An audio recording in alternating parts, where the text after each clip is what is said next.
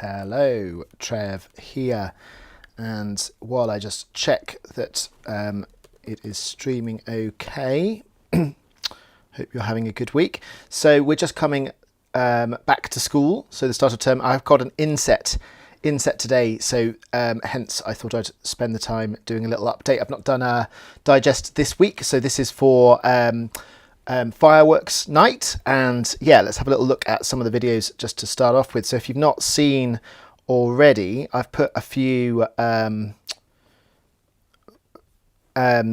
videos of the display from South Park Round Table. Let's have a little look.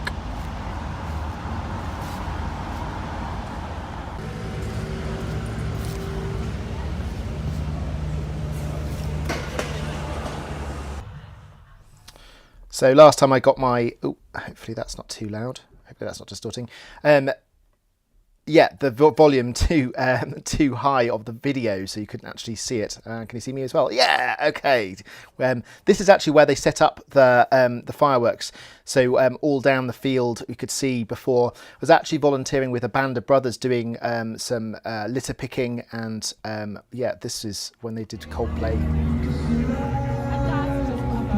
Very nice. So I was actually in the VIP bit at that point, but they were there was litter there as well. But yeah, if you didn't make it to the fireworks, I thought they were really successful. Had some problems last year with mud, or big problems actually. So it took them sort of 6 months or so to actually sort the park out afterwards. So this year they didn't have a bonfire, which was sad in some ways, but also it was a success. It seemed to be well received generally, and hopefully people will like it enough to have it again next year. There were comments that it was quite short. The display was short and condensed and, yeah, big. And it's also to music, which I have kind of mixed feelings about, because I kind of feel like the fireworks are exciting enough without the music. But have a little listen.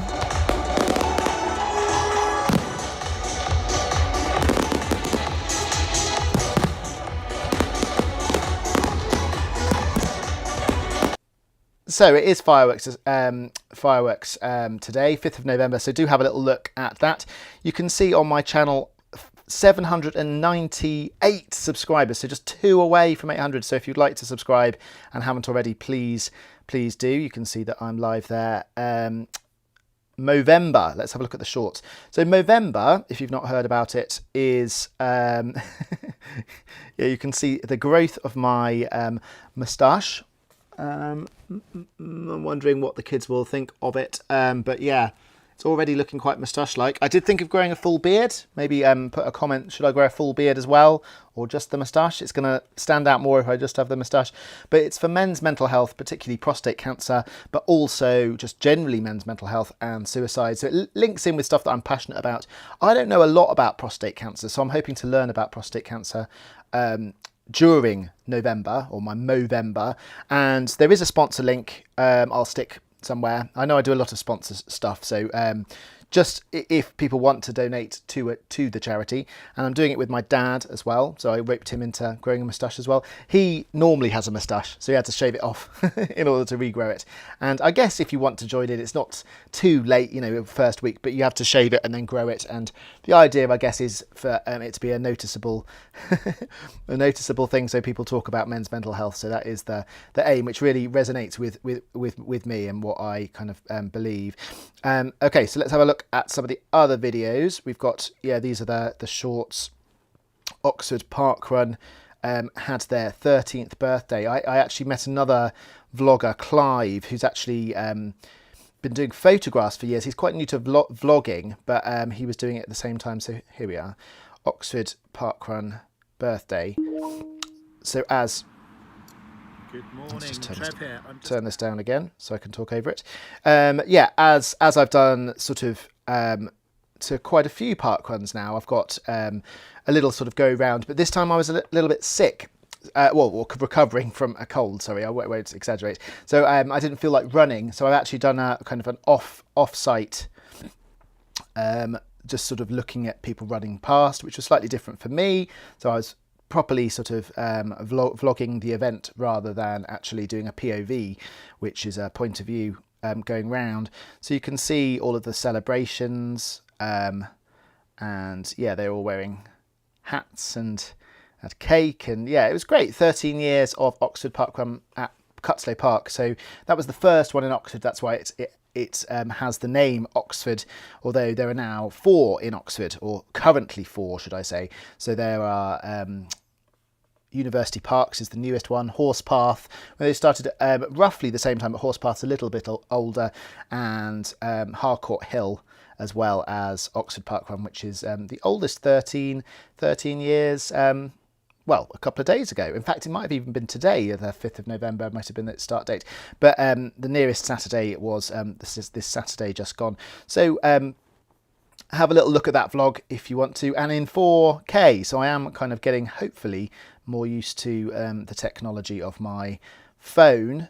Clive had a GoPro. I've not quite invested in a GoPro. They're quite expensive, but maybe one day I will invest in a GoPro. But so far I'm using my old iPhone 8 on its highest setting, so it does conk out every now and again. But yeah, there we go. So are there any other videos to show you? Let's have a little look at the videos. And so more fireworks coming out today. Oh yeah, Iffley Church Gate. Maybe I won't, or maybe I'll go into it so I can just talk over it, can't I? So went down to the gate, got an update about the plans, and I believe it's now January, which is when Court Place Gardens is going to open, which is a little bit sad because initially they were saying that it was going to open that gate at end of summer, so sort of September, and now it's November, so it's not gonna happen until the next new year, as far as we're aware. Also, and this is possibly more sad, if we go down to the gate, that gate is not going to be open all the time. That gate's just going to be for special occasions, as far as I know.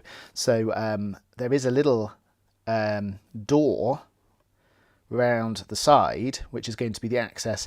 But I think that's a little bit sad, and that's definitely going to, you can't even see through it, or you certainly don't know if that's open or not.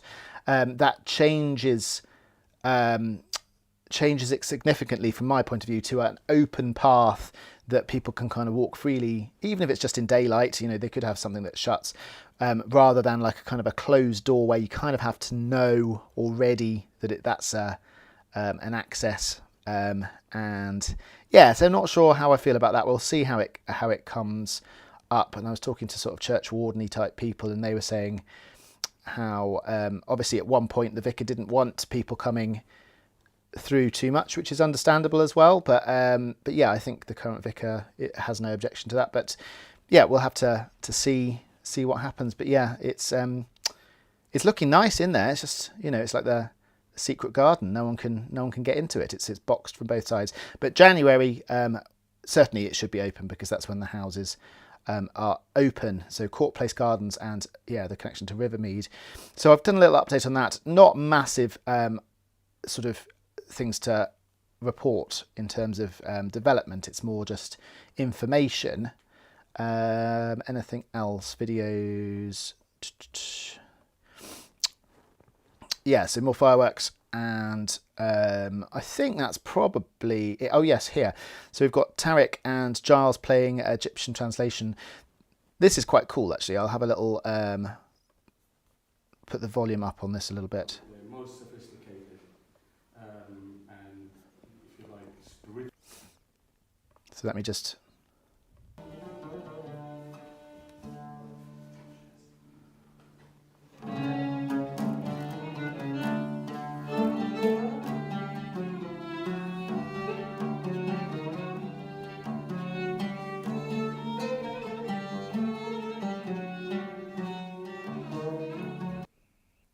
So, sorry, I didn't mean to stop it.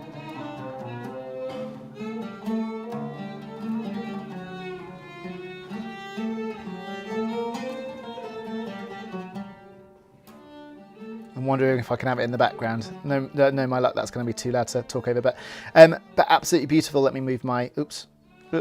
Okay, going all wrong now. No. Damn. Yes. Left-handed Yude. So I had a couple of comments. Let me just reply to the comments. Thank you if you've written a comment. So and on this one, lefty Ood players that just play it upside down blow my mind. That's from World Musician. And yes, Tarek is an amazing musician, and Giles as well. And do, yeah, check out their video. I also had a couple more. Probably need to go back to that, otherwise maybe you won't hear anything about the comments. So there was a comment on Halloween stuff from YouTube developer. You make really amazing content. I think that was a bot. But yeah, absolutely. Thank you for commenting, and if you enjoyed the Halloween content. And it's kind of past Halloween now, but you can kind of still look at the Halloween content, half term, Halloween, and various different spooky bits. Was 91 about the heat pump.